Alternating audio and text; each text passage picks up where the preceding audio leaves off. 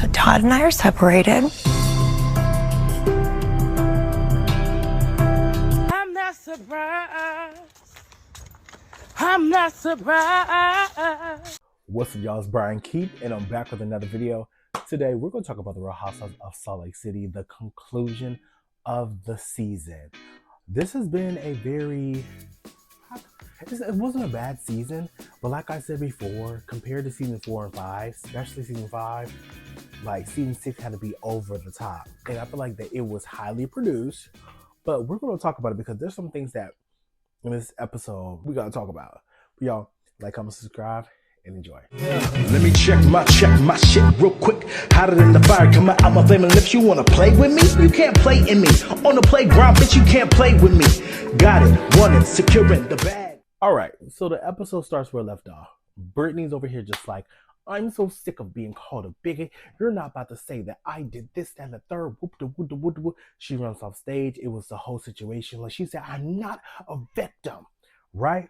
Meredith, everybody's like, who called her a victim? Meredith was like, I did. She was acting like a victim. But like I said in my last episode, Meredith, you was doing the same thing. Like, girl, you was crying and trying to evoke sympathy too.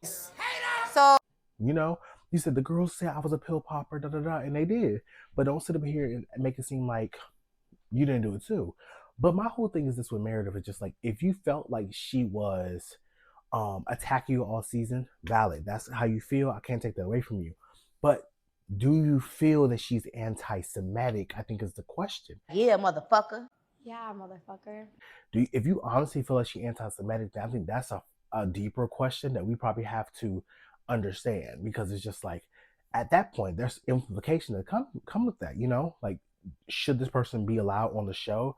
Can they film together after accusations like that has been spewed out? And I know Britney went on the podcast basically saying that she would not film with Meredith ever again. I think it was the perfect diversion for her, and it makes me mad because she brought this up months prior. She used this as an excuse to be bullying me at the beginning of the season, and we hashed it out off camera. And she told me, she said, look, I may have overreacted, but I feel like I got death threats when I did my bat mitzvah, and we ended so well. I apologized profusely. She decided to bring it up as an excuse of why she bullied me. There's nothing. I will never be in her presence again. I do wonder, are we getting into a territory where you would not film with her? I won't film with her. Wow. You're the first to hear it. I won't. Anyone that's willing to really get that ugly, no. Yeah. I won't. And I just want to say, and this doesn't mean, this is going to sound more like this is what proves it, because it doesn't. I have plenty of Jewish friends. Huh? And I'm just like, Britney, you have to realize the position that you're in. The fans barely like you, and the girls barely like you. And now you're saying that you won't film with a potential full-time housewife. I think that's, do you want to come back? Because that's still in your face, sweetie, to not. But twitches out. So Andy's talking to Meredith like, okay, well, did Britney take the post down? Did she apologize? Like, these are things that she already done, which she had already done. And Meredith was saying, it's not that. The thing is that she was attacking me throughout the season. And that was the reason why, we had issues. We see Britney backstage. The girl is distraught. And to know that her daughter's backstage as well, I'm just like, I'm happy that she's there to support. But, unfortunately, she's there while she's in that, I don't think anything that, I get the whole accusation could be very like, oh my God, don't get me wrong. But I'm like, I don't think it's that much to be over here hoopla. But girl, who the fuck am I? So Meredith was trying to figure out, okay, where did all this come from? And Mary's trying to tell her like, girl, the tension came from that, and I guess you brought that to the plane. And, as they're having this conversation about like, where did all this tension come from? Britney comes back out on the stage. She sits down. She said, look, I'm going to say my piece. And she's like, look, at the end of the day, I have apologized. I took accountability. I took the post down. I guess Meredith was going to say something. She's like, shut up. I'm talking. I'm just like, bitch, is it that motherfucking deep? I guess. I guess, sister. But I'm just like, she just explained like, look, this is how I feel. We're done. She collected herself. Cool. But I was just like, I don't think it's like that deep. Like, you know what I'm saying? They're talking to Meredith about the sequence of events that had happened. Like, okay, you're saying that you remember everything, but during the descent, you saying you took a nap, you said you watched the whole Crazy Rich Asian, all these things, and they're really like pressing on her like, girl, like these things are not adding up. Lisa did some shit that I did not like. Y'all already know Lisa's my girl. But Lisa, you did some shit I did not like. Like, girl, at the end of the day, here's the thing. She said I want to speak on something. It's on the boat. Girl, we're talking about the motherfucking plane. Why are you bringing up the boat? And you're making it about you. It's not about you. It's about Meredith and her taking accountability for what happened on that fucking plane. But you talking about, oh, y'all were so mean to me. And I can relate to her of how mean y'all been. Don't get me wrong. It's always a gang up against Lisa and Meredith. We get that. But Lisa, it was not about you in that moment. And you took that moment to deflect from Meredith and bring it back to you. It wasn't about you. You could just sit there and really be quiet because Meredith needs to sit here and figure out what happened, and if there was a gap, why? I think that's all that everybody wants to know. But Lisa's talking about, y'all were so freaking mean to me. Y'all were so freaking mean to me. Lisa, at the end of the day, you are a bitch. You are vain and vapid at times. But I do feel like the women use you as an easy scapegoat where it's just like, well, Lisa, we get it. But don't sit up here and just skip all accountability for Meredith. And mind you, that's a real friend. Meredith, take notes. That's a real friend because she had your back to shift the blame from you and to have a whole different topic and conversation get started. Girl, we see each other. So Meredith gets brought up. Andy asked Meredith, like, would you ever take a drug test? And Meredith was like, I brought one here today. And Andy asked the ladies, like, how do you guys feel about being presented a drug test? Whitney's talking about, it was deplorable. It was diabolical. Like, I can't believe she did that.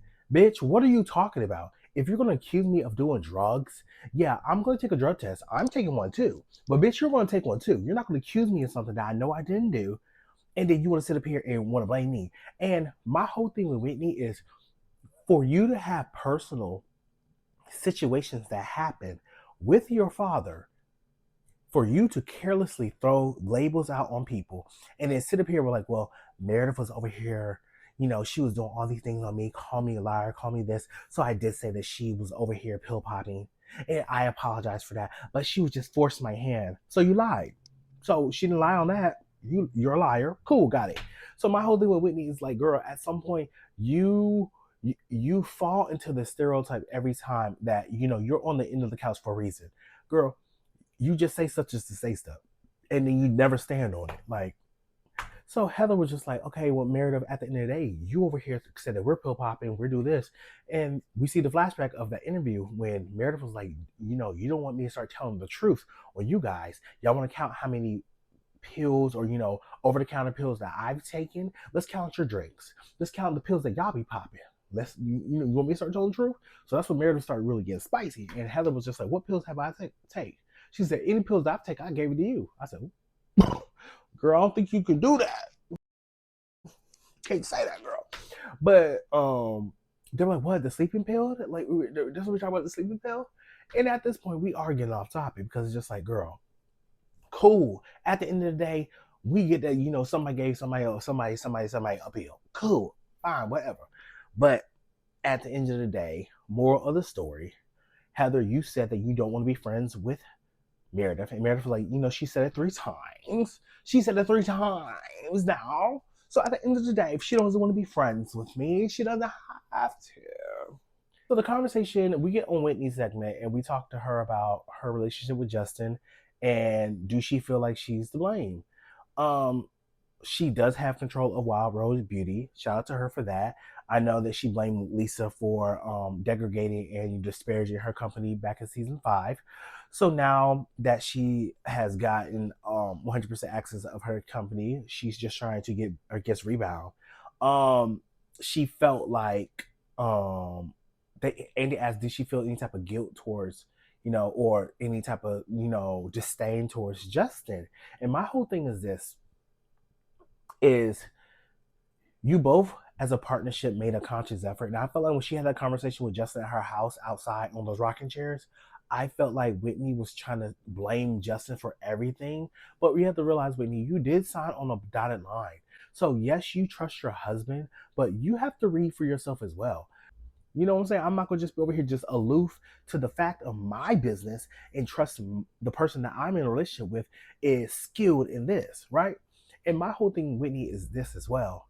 You can blame Justin for the situation that had happened in with your business, but let's talk about Justin losing his job back in season 2 when y'all did that whole color and paint situation, and then his job fired him for that motherfucking shit. That was on your motherfucking head. So there's give and take on both sides of the situation. Yes, you can blame him for taking you down the wrong road and have a bad business dealing, but the reason why y'all have to shift your lifestyle and now you have to work is because y'all wanted to over here have semi-paint sex on national television, which his company probably has a morality clause that says, we can't, be on national TV doing certain things like this because it's a representation of our business. So you have to take accountability of that too, because if you wasn't on the show, 9 times out of 10, your husband will still have his job. No shade. The conversation get on Lisa and John. Elle from Alaska, shout out to you, girl. She was like, basically, her question was, it seemed like John's out to over here embarrass you. And basically saying that John's doing the same thing that Todd does to Bronwyn. I said, girl, not a double homicide. For me, Lisa irritated the fuck out of me in this. I ain't gonna hold you. Because my whole thing with Lisa is the fact that she's just like, John really just embarrassed me on TV, and I tried a conscious effort, and I was hoping that Lisa would try to see his side. But I think that as a fan, what we were looking for, Lisa, is we understand you try. We understand. We get you, girl. We get it. And we get that if we see how you are, we know that is a strong ass man to be with you. We get it. But Lisa, what I think the part that we don't understand is the fact that if your husband is telling you this is how I feel, your response should be like, you know what? I understand. I'll make a conscious effort on that. And I never want you to feel like that. This is how I feel. That's a relationship. It's a give and take. If I made you feel some type of way, I apologize. This is how I'm feeling in this situation, right? But I understood where Lisa was coming from. She was just like, these are my feelings. And I felt like he jabbed me. Not only did he jab me, but he jabbed me on national television. And the ladies were coming in the perspective that I was coming at, where you have to listen to your husband, listen to what he's saying. He's trying to, tell you and be a partner with you. And Lisa's basically telling them, just like, girl, I don't need help on that. I get it. Me and him, we locked in. Like, I know him better than he knows himself, girl. When he talks, I finish his sentences. If it wasn't for me, the kids wouldn't get the mail packages. The kids wouldn't be going to school. He wanted to get his dry cleaning. Like, if it wasn't for me, like, the house wouldn't run. Right? Her whole thing is just basically saying that I'm making a conscious effort. Why can't you see that?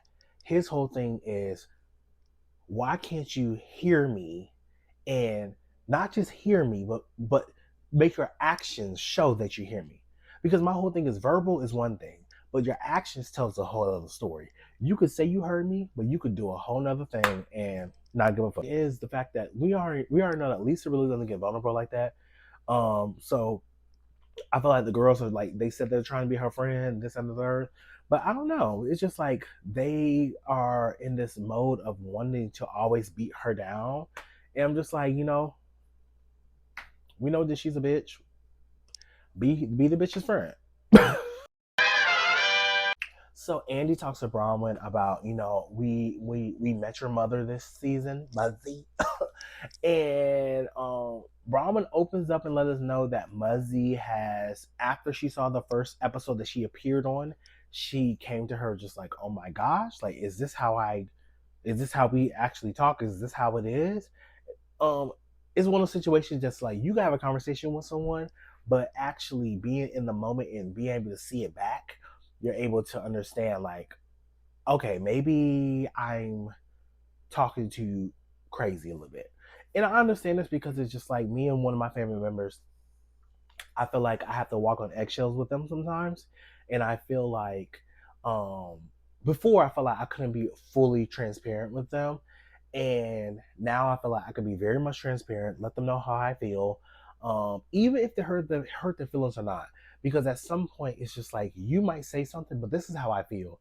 And as a family member, I can't suppress how I feel. If I respect you, you respect me. You say how you feel without regard of how my feelings. So it's just like at some point I have to get it out too.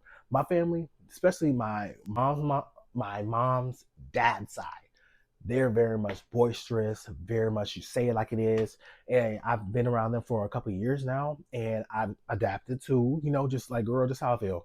I don't like it. Now what? So I respect that very much, and that, boisterous and just bluntness, and this family member, the older I get, the more I'm just like, this is how I feel. Boom. And I feel like I used to walk on eggshells, and I feel like I can't do that anymore, because if I keep on walking on eggshells, I'm suppressing how I feel, right? So Muzzy did talk to Brahma fucking crazy. And I guess Muzzy started to see the comments that people said about her. I guess people made memes and shit. I'm going to say this real quick. This is off the record. People that are making death threats, people that are in the comments wishing harm on people, that is some weirdo sick ass shit. And I don't know what level of hell y'all are in, but please come out, because that is crazy. To wish ill on someone like that, for them to, like, I think that is another level of, like, seek help.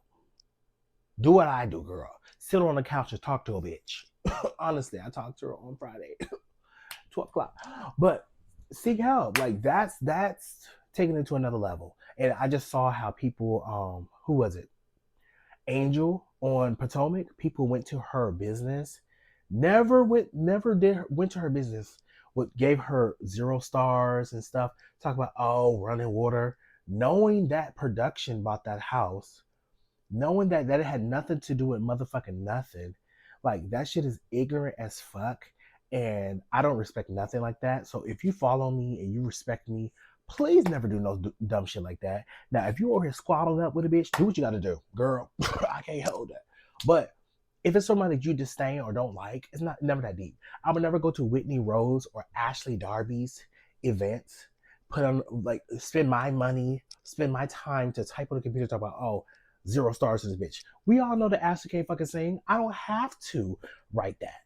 We all know Whitney is ditzy. I don't have to write that. We know. The fuck? But I'm off on a tangent.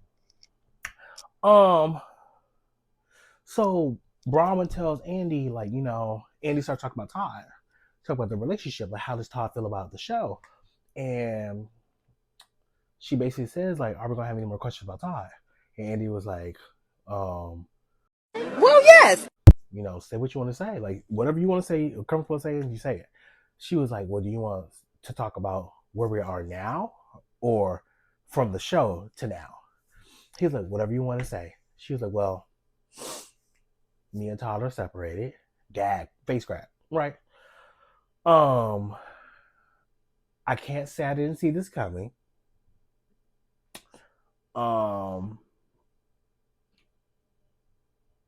I want to be very mindful of what I say, being that, fuck it, let's say it. I felt like when Brahman first came onto the show, I felt like she was going to separate with Todd. I'm just surprised it lasted this long. Honestly, I'm not going to sit here and hold you. I thought that they were definitely going to get separated.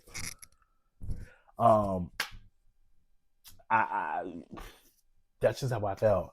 I saw the writings on the wall. I definitely felt like they were going to get separated. And I hate to say that, but the way that Todd is, I don't know who will be willing to put up with Todd. And the way Brahman's a very soft person, but she's very direct in her friendships. So for me, Brahma's just such a strong, outgoing, bright fashionista, right? But when she's with Todd, she shrinks herself to fit his image.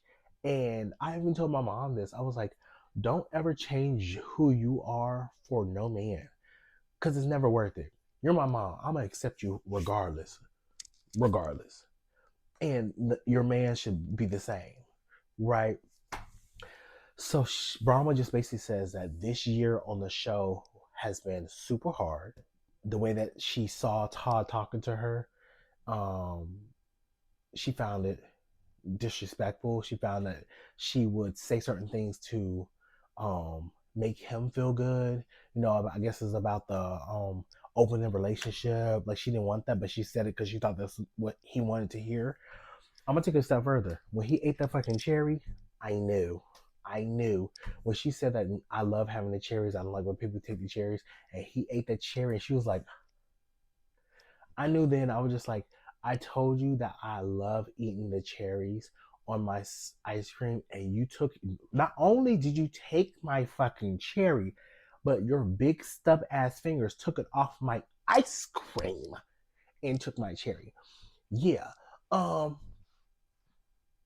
From then, it was already the writing was on the wall. He did say that Todd did watch every season of the show. He then looked at stuff on Reddit. He then went on Twitter, X, went on Instagram, read everything. And I guess I'm just a different type of breed of person, because it's just like, people can be in the comments and say some crazy shit about me. It doesn't hurt my feelings, right? They could call me ugly. They could call me dirty, broke, like all those things they could call me. Like, one I know is not. I know they're not true. I know I'm not ugly. I know I'm not dirty. And I damn for sure know I'm not broke. So it's just one of those things where I'm just like, you know what I'm saying? Like, it's like, it does not hurt me, because it's like, there's some people that actually know me that I talk on a daily on the internet, and I would consider those people that, like, they know me. They are in my close friends. They met me, like, you know, they either met me or we hung out, we talked personally on a personal level. Those people know me. I'm surprised that Todd, who has conquered corporate America, who has rose to the status that he is in, cares about the opinions of people that he doesn't fucking know. My whole thing with Todd is the fact that he has said and done some tough shit on this show.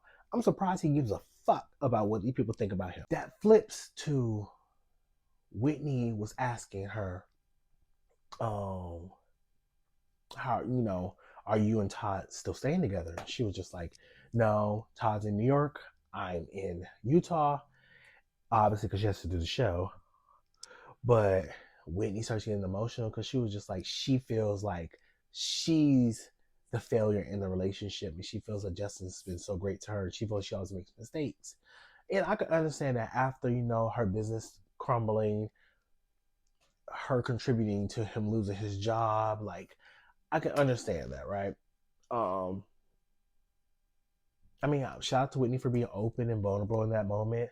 No shade to her marriage. I don't know her marriage to even speak on it, so it is what it is. I just know what they brought to the shop.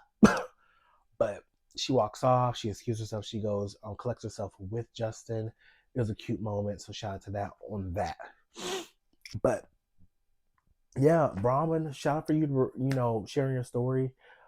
Like I said, it's not like I didn't think this was going to happen, but I'm sorry that it did happen. So this conversation gets brought up, right, after this, about Meredith taking a call on Mother's Day.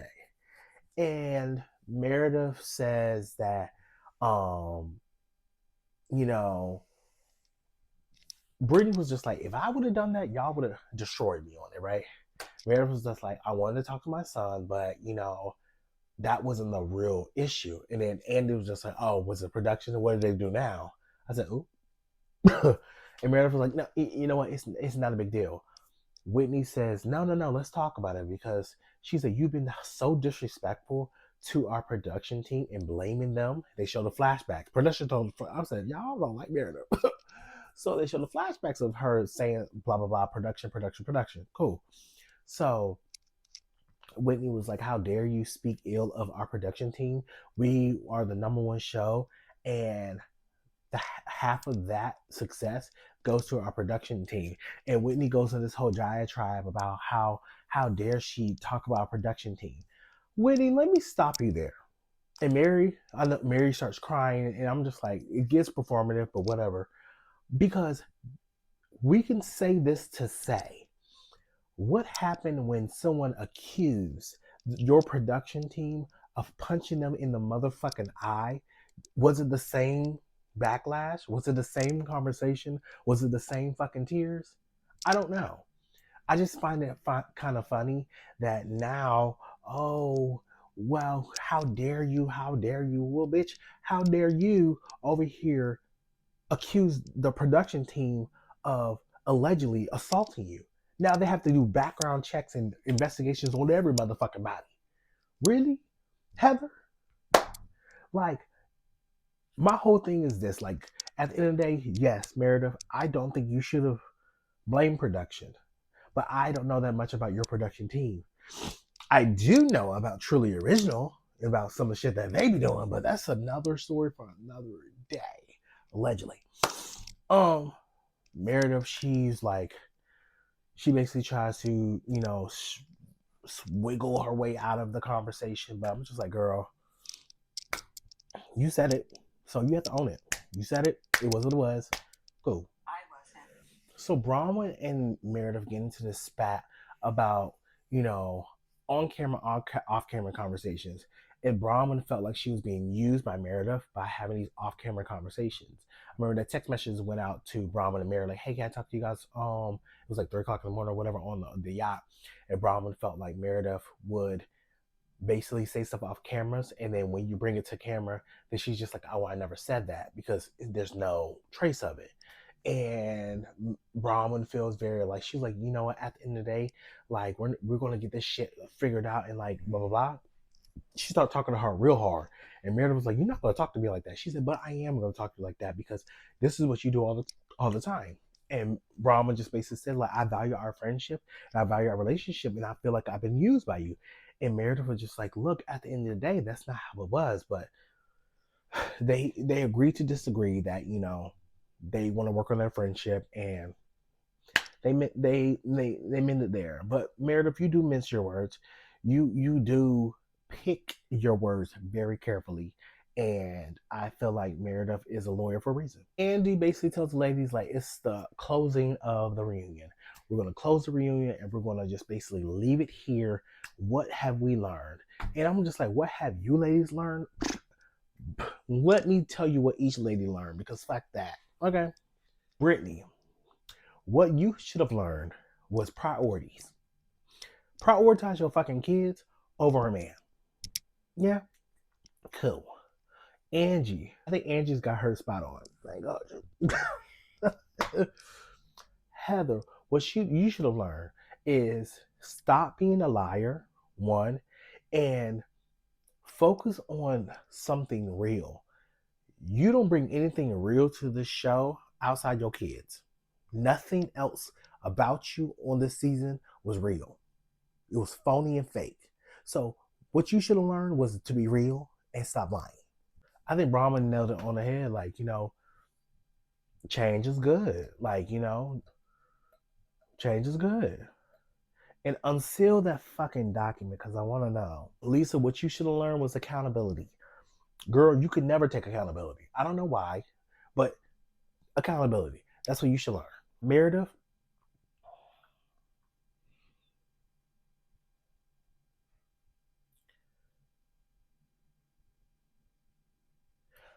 what you should have learned is how to remember accurate conversations.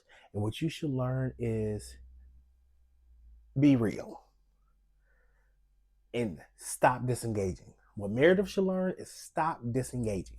Engage. That's when you are the best. Engage. Mary, what you should learn is stop acting like you're above everybody. You're not above reproach. Mary walks around like she is just high and mighty. She's above everything. And you're not above reproach. You can be checked too. And somebody in my comment section on last video said something about Mary's son, like, oh, if Mary was so powerful, she'll be able to heal addiction. I feel like that was crossing a line and a boundary. So this is a subtle check on you. Like, be very mindful of the stuff that you say, because that is someone's son that is facing addiction, and there's other people in this world that face addiction, and we hope that there's a magical fix for addiction, but we know that there's not. People have to make a choice, an active choice, to want to fix addiction. So be very mindful of the things that you type and say, because that was, I don't know, I felt like that crossed the boundary. I respect your opinion, but that crossed the boundary for me. And lastly, Whitney. Whitney. Boring, yawning, sloppy, lazy. I don't know. Whitney, you have to bring something else. Whitney has to reinvent herself. Learn how to reinvent yourself and learn how to stop going straight after Lisa and Meredith. It has to be somebody else. But y'all, that is the end of Real Housewives of Salt Lake City. Still an entertaining season. We'll see what happens next year. Some of the girls said they want Jen Shaw to come back. Gag. But we'll see what happens, y'all. Like, comment, subscribe, and I'll see you guys in the next video. Peace. Brian Keith, LG, Black Butte. Bet you didn't know we the Holy Trinity. Now let a God stop a dollar, break your head here. Step into the room and get up in the bed.